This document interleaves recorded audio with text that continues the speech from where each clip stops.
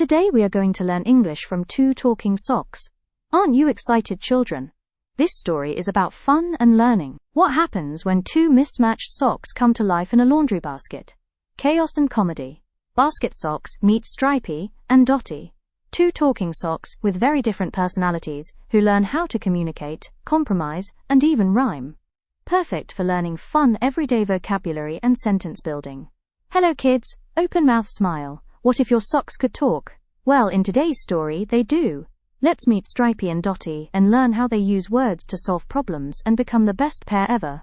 What children will learn: everyday vocabulary, clothes, colors, home objects, basic sentence building and structure, opposites, e.g., clean/dirty, loud, quiet, fun, serious, communication skills, listening, turn-taking, rhyming and wordplay, vocabulary words introduced, sock drawer match pair, wash, clean, dirty, loud, quiet, talk, rhyming word, sock, trask. Lived 2 very special socks.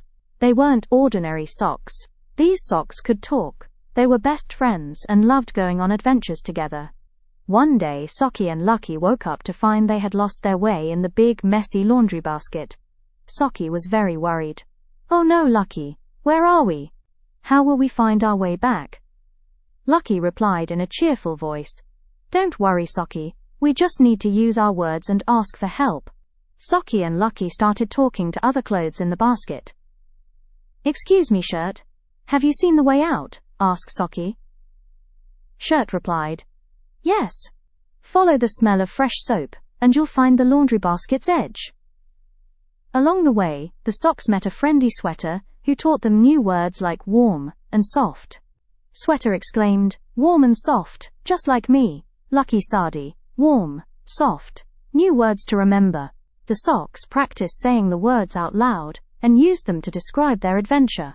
Finally, Socky and Lucky found the edge of the laundry basket and jumped into the basket's open door, safe and sound.